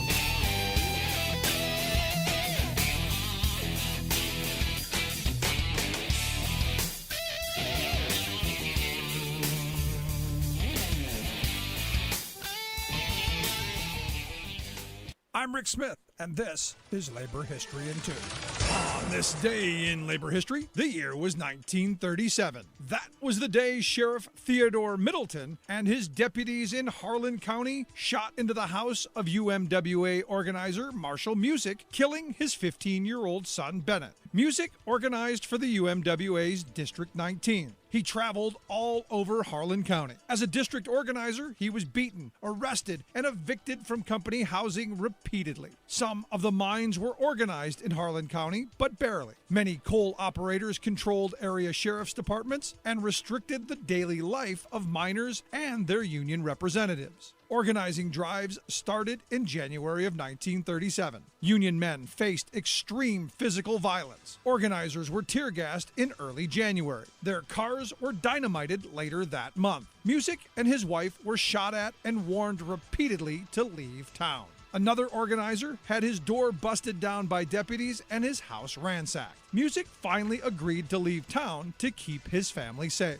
But on this day, upon arriving in Pineville, he learned his son had been killed in a firestorm of bullets shot into his house. On March 22nd, the La Follette Committee on Civil Liberties opened hearings into Bloody Harlan. It lasted for 6 weeks. The Justice Department indicted 69 Harlan County coal operators and law officers for criminal conspiracy in violation of the Wagner Act. Meanwhile, the new National Labor Relations Board answered the UMWA charges and found in the union's favor. The board issued a cease and desist order against interference with union activity and ordered the reinstatement of 60 coal miners. As a result, union membership soared to 9,000. The UMWA would continue for decades to fight to keep Harlan County organized.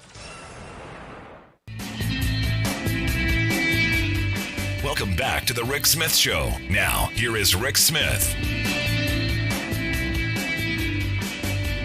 So as I said before I got into my ramble about manufacturing, and look, I've always been passionate about this because I knew people who worked in those little feeder factories that were around the auto plant in Cleveland.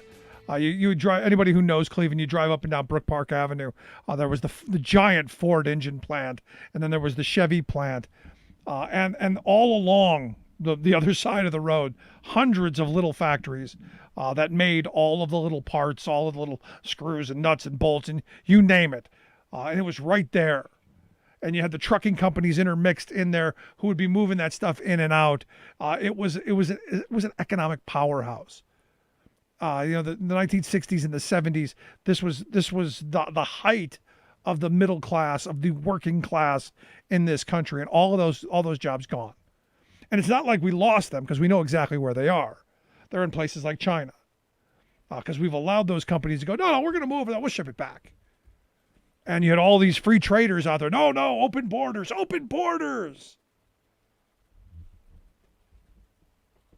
Crazy. Absolutely crazy. But as I was going on to this, before I got sidetracked, they did an autopsy of Trump's election loss, if you remember where I started. And as I said, not one mention of fraud, election tampering, anything like that. None of that stuff. What they did say is, look, Trump lost double-digit numbers of white men. Huge. Lost, massive numbers with white college-educated voters across the board. The fact that in places like, Florida, Ohio, North Carolina, Ohio, Texas, states that he won, still an erosion. But the states that he lost, Arizona, Georgia, Michigan, Wisconsin, Pennsylvania, the numbers were big. And the weird thing, and this is one of those moments where I go, Pennsylvania was really close. For them to come out and say, we lost a lot of those Trump voters who had voted for him in 2016 because life didn't get better for them. At the end of the day, life got much, much more difficult for them because sadly, those are the folks who are struggling mightily. Now you go, but Rick, all those people at the Capitol were the people who were doing fine. These are people who could jump on a plane and fly to the nation's capital to overthrow the government. These are people who thought they were entitled to be able to do this. These are the people who were winning in our economy. These are the folks who it's never enough for them. And some of the stories that you're hearing, you go, wow, you guys really screwed up what was a perfect life. Really successful, doing really well, and now you've completely screwed that up, and I'm happy for you. Good for you. And the good thing about it is your treason will be remembered for many, many years to come. But the reality is when you stop and you look at why Trump lost, it was predictable. All the polling had him down. His handling of the pandemic was horrible. The only thing that kept him up is something that Richard Ojeda pointed out. These people's hatred for Democrats. I stood on a voting line, handing out literature for a local candidate. And when I do this, and I do it all, I've done it a lot. I try and have fun with it. I try and talk to people because it's a celebration of our democracy. It's a celebration of who we are. And I know, as everyone knows, I'm not going to hand you something and you're going to go, oh my gosh, I've been waiting for this. I'm going to change my vote because you gave me this. That's never going to happen. I've been doing this for years. I've never had that happen. And I always do it kind of begrudgingly because it's somebody that, well, okay, fine. You want me to go do that? We're a friend. I like you. I'm going to do this. But I've never changed one person's mind standing in line. So you try and have fun with people. Hey, welcome to the line. How are things going? All kinds of stuff. This was the first time where it was. 2016 was bad, but people were still, willing to joust a little bit, willing to, throw some back and forth. These people were angry. These people were on a mission. These people believed that I was basically out to kill their children. That's the kind of visceral reaction that we got. And at some point, we do need to come together somehow in a unifying way. And I'm not sure what that looks like. And for me, it comes back down to the jobs. For me, it's always the jobs. And if you remember, the night after the election, I was on a picket line, leading a picket line here in a little bit south of where we're at, of 55 workers who were saying, look, we demand better wages, hours, conditions. We demand some more of the profit that our labor creates. And oddly enough, about 3/4 of those people voted for Trump. But the one thing that they all agreed on is we need stronger labor laws. The one thing that they all agreed on is we need stronger minimum wage laws. Another thing they agreed on is we need national health care. It was bizarre that the people who are telling me they want these very socialized policies, that they want this kind of government intervention, then voted for Donald Trump. Because somehow in their mind, he had convinced them that those evil Democrats, they were taking that stuff away. And that he was the savior, the singular savior. So again, it's not that they're stupid, it's that they're over misinformed. And we're in this moment where I'm hoping once this impeachment is over, we can move on to some bit of sanity. Just my thought. Going to take a quick break. When we come back, we'll pick up a little bit more on the impeachment, maybe where things go tomorrow and beyond. We've got Max Burns coming up next. Stick around. Right back after this.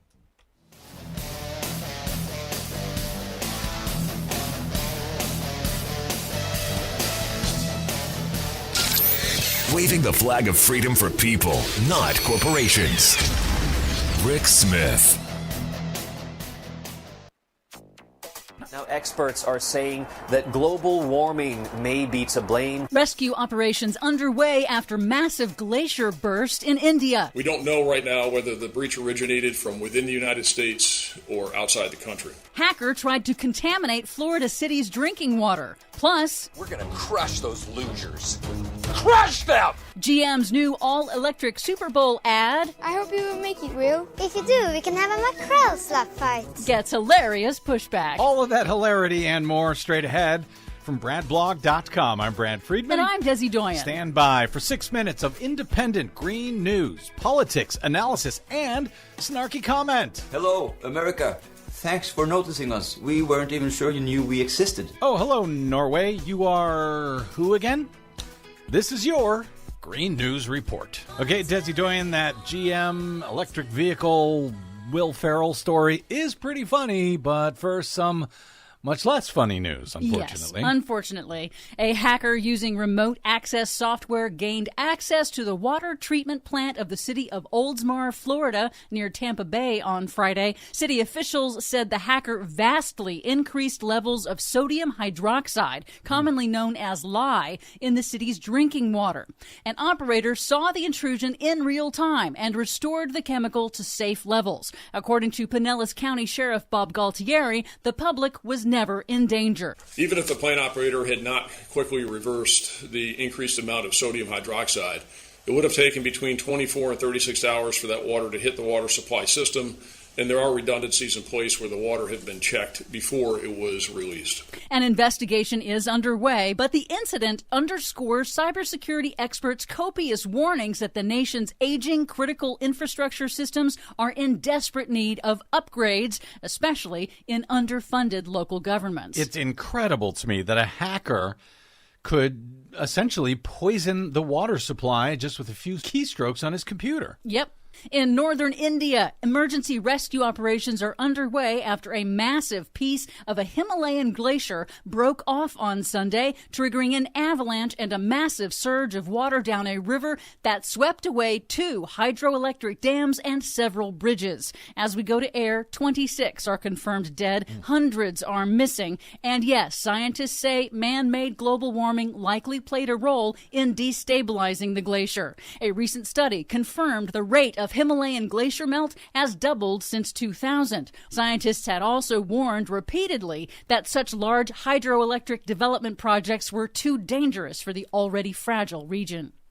And communities around the world face the growing threat of so-called outburst floods when glacier runoff builds up behind ice dams and mountain lakes. New research published just last week found evidence of a direct link between human-caused global warming and the growing risk of an outburst flood in the Andes Mountains of Peru. The researchers concluded with 99% certainty that the increased risk of these floods in Peru would effectively not exist without man-made global warming. Of course. Meanwhile, rough earnings announcements for the oil industry. Even before the pandemic crushed demand, the oil industry was already showing signs of weakening. Supermajors BP and Chevron announced last week that each lost more than $5 billion in revenue in 2020. The biggest, ExxonMobil, posted a loss of $20 billion in 2020, with revenue down more than 40%. Well, boo-hoo. And if Sunday's Super Bowl ads are any indication, it's not going to get better for big oil. General Motors kicked off its huge announcement last week that it's going all electric by 2035 with an expensive ad starring comedian Will Ferrell, who was not touting the environment or climate change, but the fact that the U.S. has fallen behind in the race to lead the global electric car market to more progressive countries like Norway. Did you know that Norway sells way more electric cars per capita than the U.S.? Norway. We're gonna crush those losers. Crush them! Let's go, America. Norway, where more than half of all new vehicles sold are electric, seemed pretty entertained by the ad. U.S. carmaker Ford hilariously clapped back with some digs, highlighting that unlike GM, Ford already sells EVs in Norway. GM sells no EVs in Norway. Why would they bring that up and let Ford come in and say, yeah, well, you can come buy our electric Mustangs we sell there? Georgetown University Business School professor Melissa Bradley told the Detroit Free Press, quote, "It's a hell of a move to go head-to-head with a country where you don't even sell what they're trying to buy." Hilarious. I love it. I don't know if it's good for GM or if it's good for Ford, but I think it's good for us and for the planet and for EVs moving forward. Love it. For much more on all of these stories and the ones we couldn't get to today, please check out our website at greennews.bradblog.com. Find, follow, and share us planet-wide, even in Norway, on the Facebooks and the Twitters at Green News Report. I'm Brad Friedman. And I'm Desi Doyen. And this has been your Green News Report.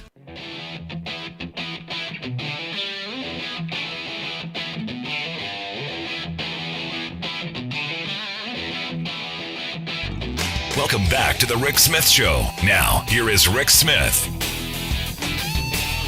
So I guess what is almost, I don't know if it's actually breaking news, but I don't even know if it's news.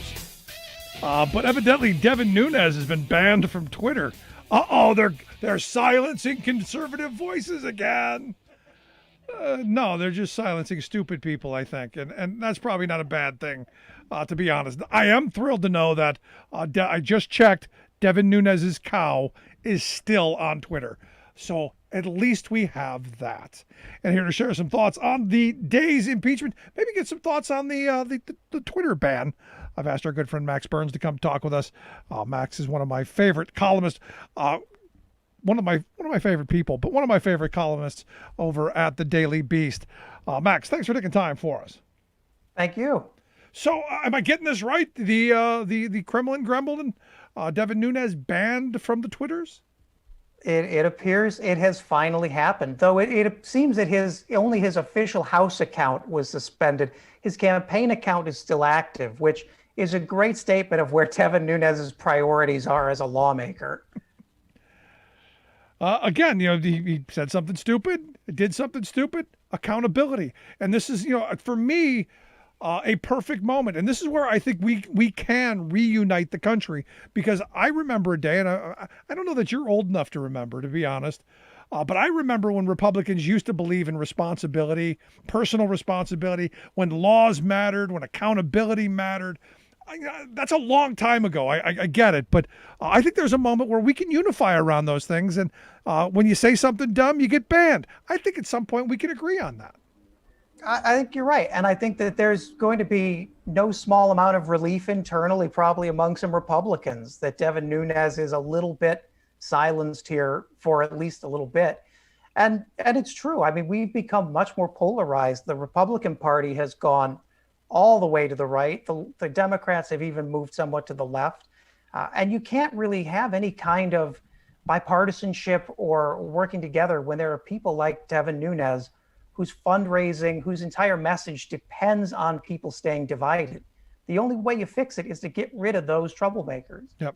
No, I'm with you. And now you've got the new head of the Republican Party, this Marjorie Taylor Greene, and you can thank the Democrats for that. Let me ask you, before we get into the impeachment today, because I was against the idea of taking her off the committees. I think it was a waste of time. I think we shouldn't have bothered with it. She was an albatross around the Republicans' neck that we should have hung them with. But I'm curious, what are your thoughts on her being removed from the Education and Labor committees? I've unfortunately followed Marjorie Taylor Greene for quite a while, and the most I can say is that there's never a bad time to do the right thing. This was something that, if nothing else, morally and ethically, we needed to do to preserve the integrity of the body that is Congress. And allowing Marjorie Taylor Greene to run around on committees spewing nonsense without any accountability sends a terrible message. And if anything, the next 4 years are going to be the accountability years for the Republican Party.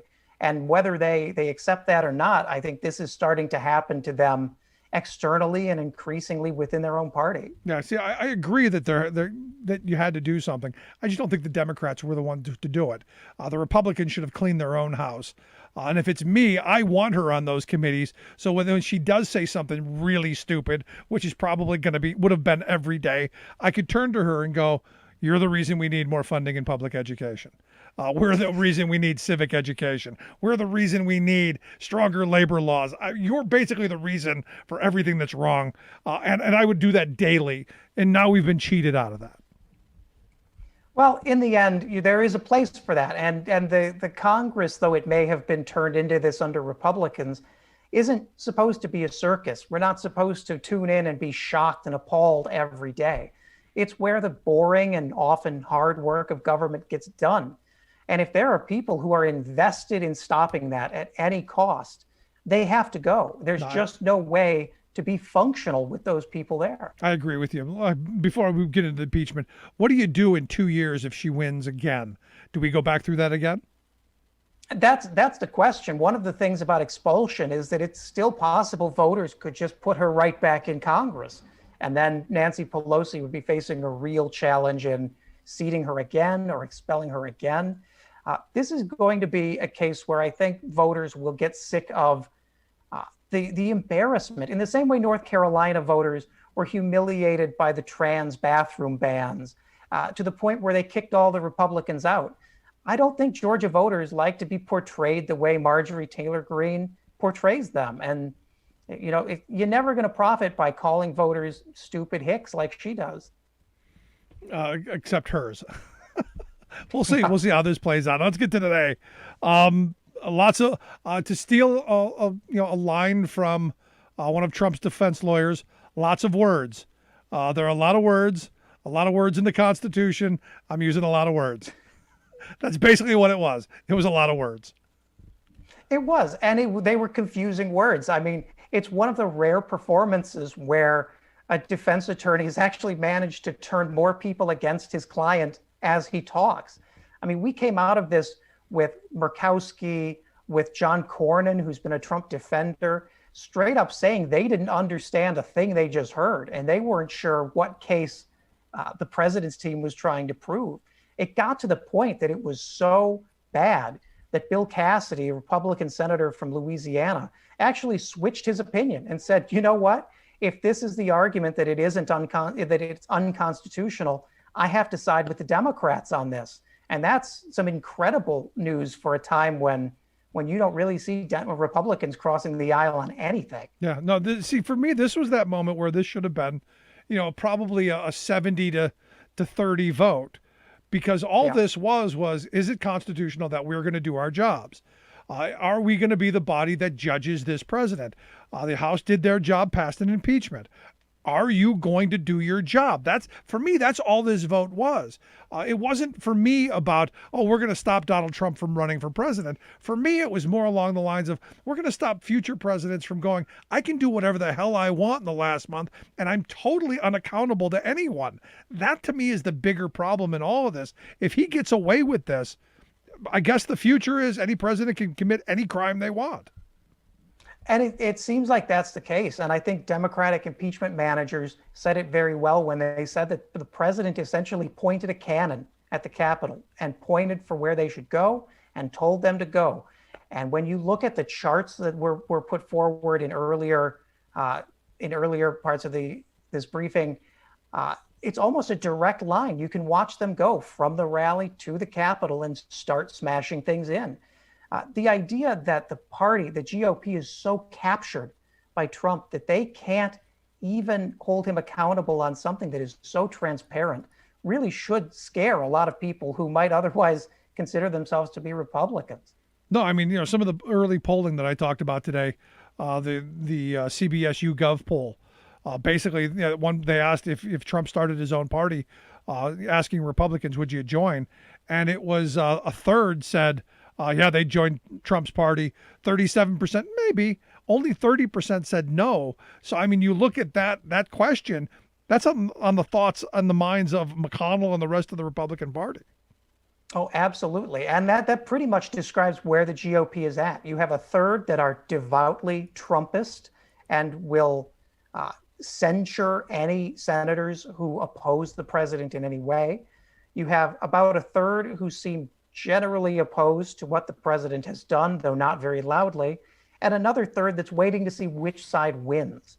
And the answer is going to be nobody. I mean, when this many people in a party are cowed into silence and afraid to take a stand, that doesn't say good things about where you are as a major national party. No, and the thing is, and this is the argument I made yesterday, we need to have a vibrant two-party system. I would love to live in a place where we could have a three-party system. That's never going to happen in my view. But you need to have a vibrant, at least two-party system that has ideas on both sides. My problem is the Republicans have been the party of Trump and ultimately the party of no ideas. And in fact, first time in my lifetime, correct me if I'm wrong, but it's the first time in a long time that a party ran with no platform. In 2020, they literally had no platform. They basically just said, yeah, whatever he wants. Yeah, they just reused the 2016 platform, not even copy editing it to take out the claims that the current president is a failure. I mean, this was a very low effort job and it yielded the predictable result.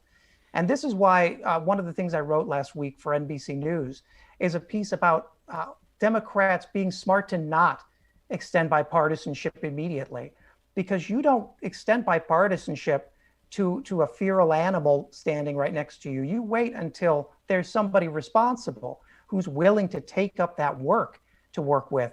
Bipartisanship is a privilege. It's not just granted because you exist. And that's one of the things that I'm glad to see more Democrats are starting to stand behind. Yeah, that and this idea that we're gonna have all this great unity and bipartisanship. How can you do that when you reach your hand out and they bite your hand off? or you extend an olive branch and they take it from you and they whip you with it, which is what Republicans have been doing to Democrats for decades. And I'm glad to see finally that Biden has said, nope, we're going to move our rescue package along. If we can get bipartisanship, if we can get people to sign on where we don't have to use budget reconciliation, fabulous, great, we love it. But otherwise, if we get nothing, we're moving on our timetable. And I'm thrilled to see that. Yeah, that's going to be one of the things that really excites the liberal base and the young left activists who are really worried about Joe Biden, is this fear that we were going to spend 4 years trying to negotiate with Republicans who have no interest in getting anything done.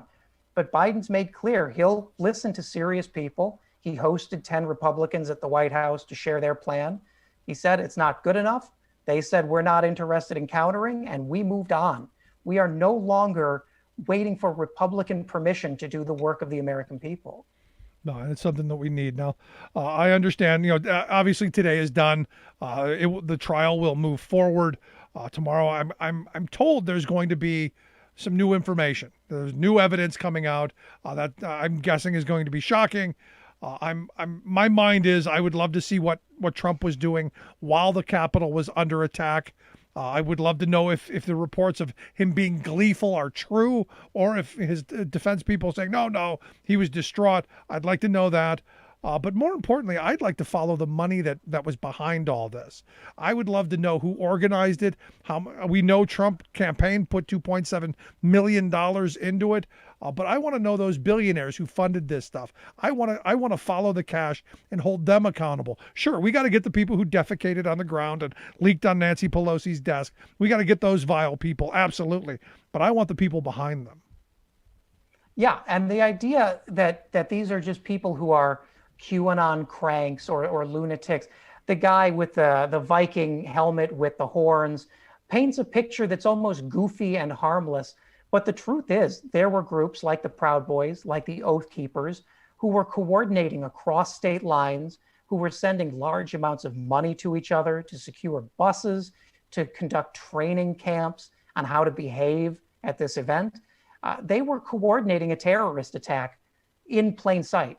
And these are not jokers. They're not silly buffoons. These are people who came armed and ready to kill members of Congress. And that money came from somewhere. And it's important, I think, that the House and the Senate investigate seriously to figure out where that money came from.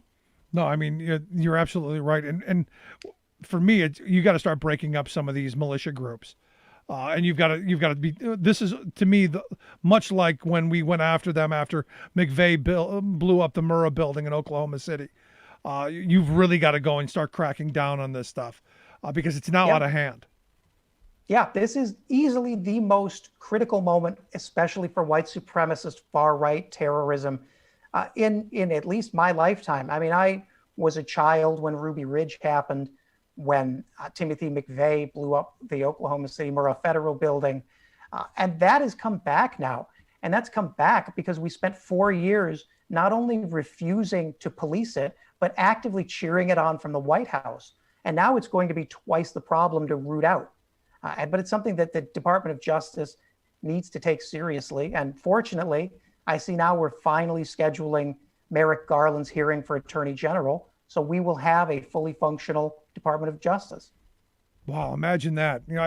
Every day I keep waking up and going, I feel okay because I know Joe Biden's in the White House and I know that he's putting competent people into places that, maybe we get this pandemic under control. Maybe we save the economy from completely collapsing by smart investments.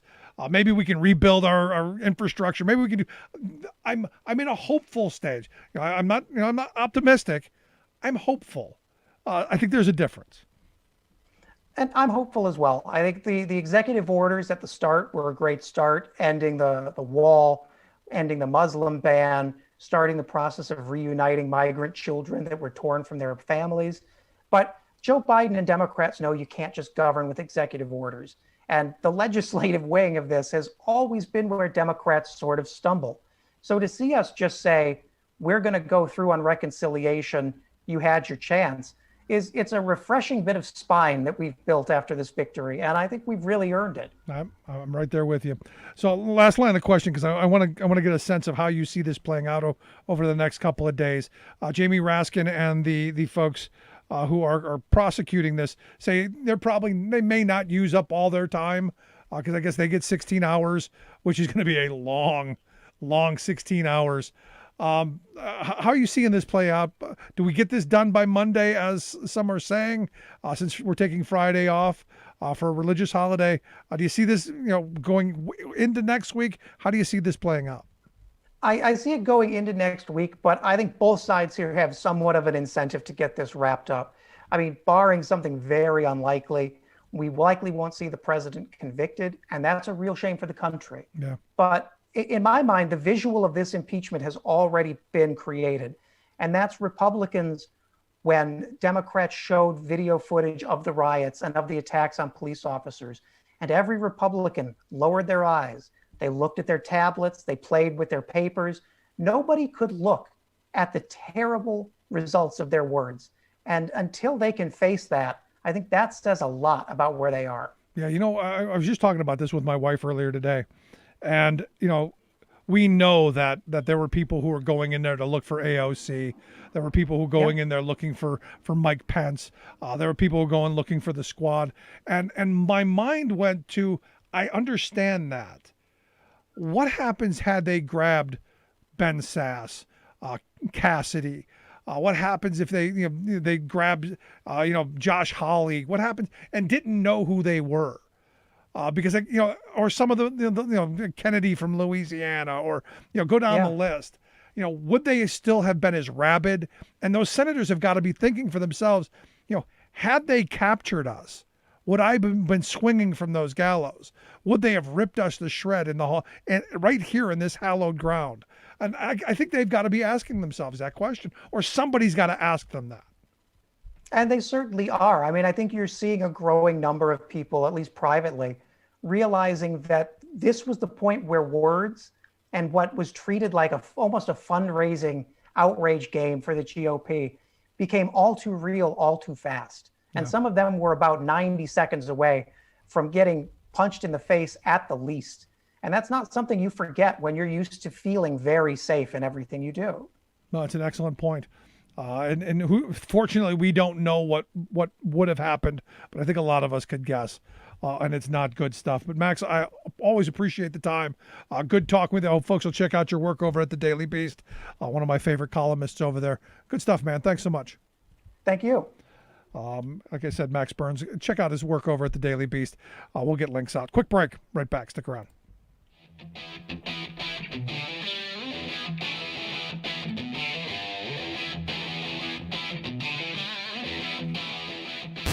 Saving work in America, one show at a time. The Rick Smith Show.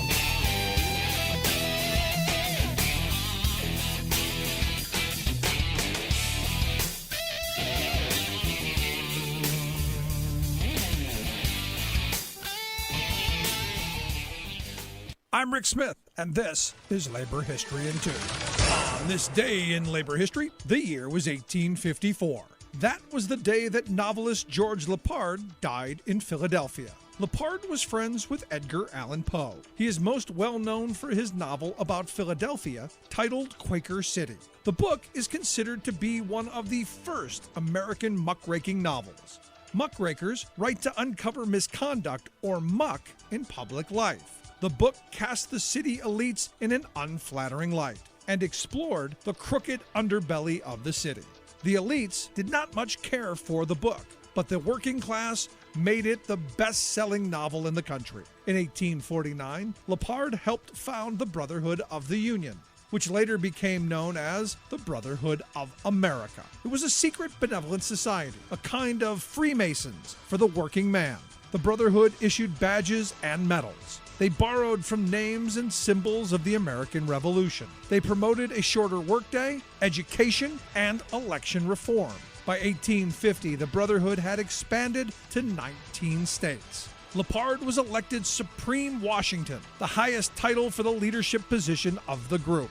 He died a few years later, succumbing to tuberculosis at the age of just 31. But the Brotherhood continued long after his death into the late 20th century. In a book about New York, Lepard once wrote, "Enormous wealth is only enormous crime. Yes, we may phrase it as we will, the immense concentration of wealth in the hands of any one man or in the hands of any corporate power is an evil fraught with more danger to the happiness and liberty of the nation than all the crowned tyrants of the world. Labor History in 2 brought to you by the Illinois Labor History Society and The Rick Smith Show. For more information, go to laborhistoryin2.com.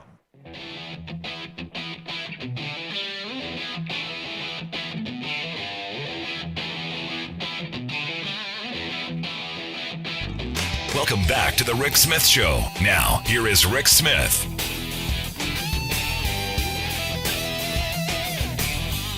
So going to be a fun next couple of days. And look, I'm looking forward to getting the impeachment over with. I want to see what the new evidence is. I'm hoping the Republicans do hold him accountable. I'm hoping there is some responsibility. Hope justice does prevail. I know, however, that it probably will not. But at the end of it, it's one of those things that we have to go through this. And then I want to hurry up and get into holding the Republicans accountable for not voting for the economic recovery package or the economic rescue package. Most certainly, absolutely need to get something passed into people's hands, shore up the unemployment, get money into the hands of state and local government so that everything doesn't come crumbling down. And I know, but Rick, you're talking like the sky's falling. It could. And this is one of those moments. And I'm generally the person who goes, when corporate America is in trouble, screw them. They can take out loans. They can figure it out. We bailed them out enough. And we never seem to bail out working people. This is an interesting time for me. And maybe it's a moment where we start rethinking what government is for. The idea that we're helping all families, that we're helping people to put food on the table. And look, the checks that they've given out haven't been much, but it's helped. And it's helped keep our economy just going. We get to that point where the lifelines are cut off, where these survival checks don't go out and people, fall further and further behind on their rents and their mortgages, and then eventually end up into the streets. And then you have landlords who didn't get the rents that they were depending on to pay their loans and their mortgages, and you end up seeing this flurry of foreclosures. We end up repeating what happened in 2009 and 10. And you end up having communities like in Detroit and Cleveland and these cities that are just completely, parts of them abandoned. And then all these homes, empty, and people coming in and ripping out all the copper and all of the fixtures. And then the houses end up being, just filled with mold and have to be bulldozed over. We've lived this movie. We've done this. Let's not do it again. What do you think?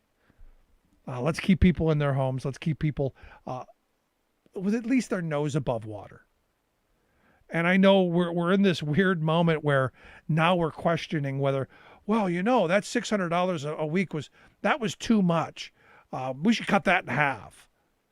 Or, I don't know, $2,000, that's that $600 would really, that's too much. We never seem to think that way when it's corporate America, when we're bailing out banks. How about we have the same kind of mentality that we had when we were bailing out the banks, the savings and loans, corporate America, all those times, and help bail out we the people. Help bail out the folks at the bottom of the economic scale who've been getting screwed for generations. How about we return some of that $90 trillion in wealth that's been redistributed from the working people of this country up to our handful of billionaires? How about we start talking in those terms? Which is why, again, I don't care if someone making 75 grand a year or a couple making 150,000, if they get this money and absolutely aren't in dire situations to use it, we get it to everybody. Because ultimately, those people who have a little bit extra, they're going to spend it. And that's going to help us as well. As I remembered, my history, after the last pandemic, after the Spanish flu, we had the roaring 20s. People went and they consumed. Hopefully we will learn the lessons, not get ourselves into the next depression. But the idea that we're ready to reopen and we get cash into people's pockets, keep them home, I think is a good start. Lots of things to do. And as I said, the sooner we get through this impeachment, the sooner we can hang this around the Republicans' neck for not supporting it. And I don't even understand why they don't. If you've got thoughts, I'd love to hear it. You can email me, rick@thericksmithshow.com. If you missed any of today's program, download the podcast there from the website. Get the app on your smartphone. Take the program on the go wherever you're going. As always, you can email me, rick@thericksmithshow.com. Lots to get to this week. Please, by all means, check back in, and we'll see you back here next time.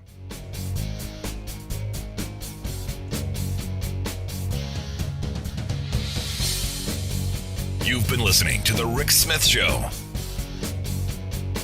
Email Rick at rick@thericksmithshow.com.